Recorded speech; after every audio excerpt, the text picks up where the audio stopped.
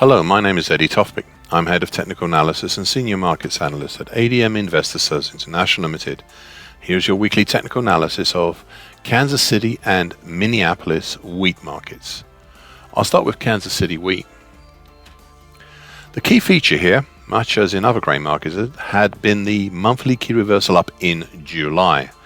The reason for the more recent move up goes back to the drop in early September. Now this fall was eventually halted at the time by the odd combination of the rising short-medium moving average, currently 802, and the lower time of the late March to July bullish Andrews pitchfork. Now that one has been retired. If that wasn't enough, just below was also at the time the rising medium moving average, currently 765 even. This was how the latest move up, started and in process creating a small reverse head and shoulders pattern over September.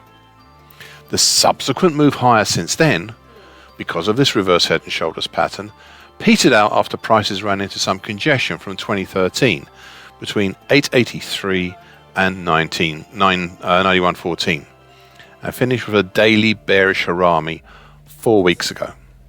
And that followed 2 days later by a bearish engulfing pattern, if only just. This was at the start of 3 weeks ago. Ultimately, prices in their efforts to move higher still failed to reach up to the middle time, again still retired, of the same late March to July bullish Andrews pitchfork. Whilst all this was going on, I had drawn a fresh bullish shift pitchfork. That's the one you can see on the daily chart. And that's for the early July to early September action. The market had moved up over the middle time of this bullish shift pitchfork. That's currently at 880, but again petered out upon approach to its upper time, currently at 949, as this was synonymous with the middle time of that original retired bullish Andrews pitchfork. Anyway, prices peaked 4 weeks ago and fell away thereafter.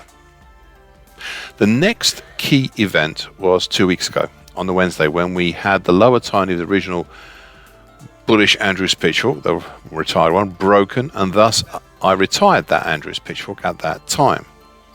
However, the action did not stop there, as prices then tackled the combination of the lower time, currently 811 even, of the more recent bullish shift pitchfork, as well as the rising short-medium moving average, currently 802.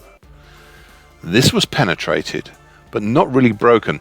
You see, though we have been below both the lower time and the rising short-medium moving average for nearly 2 weeks now, we still have not managed in all that time to make 2 consecutive closes below either of these two things.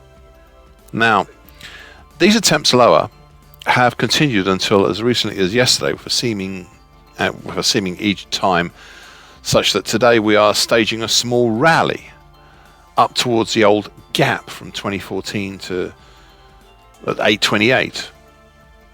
This is not that significant a resistance, as prices have already filled this gap a number of times. Instead, I would suggest looking higher towards the wide congestion zone between 841 to 862, containing the 2014 high at 855 and the 2013 high at 862. Thus, I will still leave this pitchfork on the daily chart for a while longer, as it's still being fought over. In many ways, the move back up is somewhat surprising. As I said last week, that, and I quote, "It would not be a surprise to me to see a further fall down to the old reverse head and shoulders neckline." That's currently at 743 from September, assuming, of course, that the rising medium moving average, currently 765, is dealt with in the meantime. The only thing that may be positive for the bulls out there is if prices are held by the lower time and the short medium moving average combination. Remember, that's what I spoke about. Then it will allow me the opportunity to draw a more recent mid-September till this past week, so that's 2 weeks ago, bullish Andrews or bullish shift pitchfork. However, that discussion will happen at a later date, when the construction of this bullish pitchfork can be secured. End of quote. Well, we're not there yet, but the recent push higher has moved a considerable distance to securing that new possible bullish pitchfork. Minneapolis wheat. I have in the past said I've really admired this contract, and I still do admire this contract. as it was and is a great example of a series of brilliant technical actions. I have indeed repeated this same mantra now for months, literally months. Recently we'd started to see some fraying, considerable fraying, in the long-term technical patterns that have been self-evident here since early April. Now this did not mean that these long-term technical patterns were dead, no. It just meant exactly what I said, that they were getting a bit frayed. The key and supremely important pattern here is the December 2020 to early April bullish Andrews pitchfork. This pattern has run this market higher so successfully, and it was, and is, after a fashion, still valid here, though you would have to allow for some of the aberration was seen over the summertime and also more recently over late October and going into November. The bullish incentive initially took an even stronger turn, piercing and closing over the upper tine. That's currently at 1079, correct, making a concerted move higher. But finding the more acute bullish angle that it created to be too much.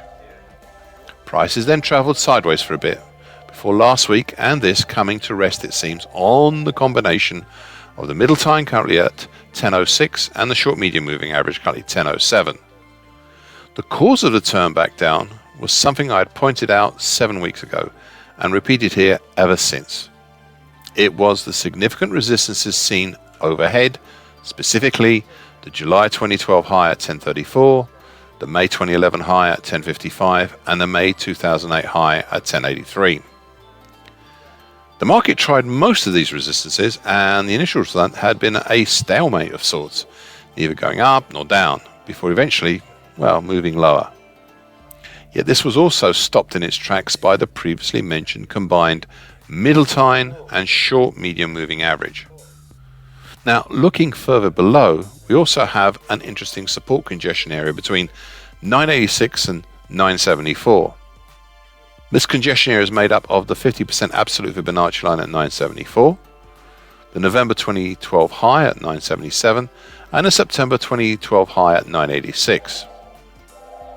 It'll be interesting to see what, should the market happen to really start moving lower, it'll be interesting to see what will happen there.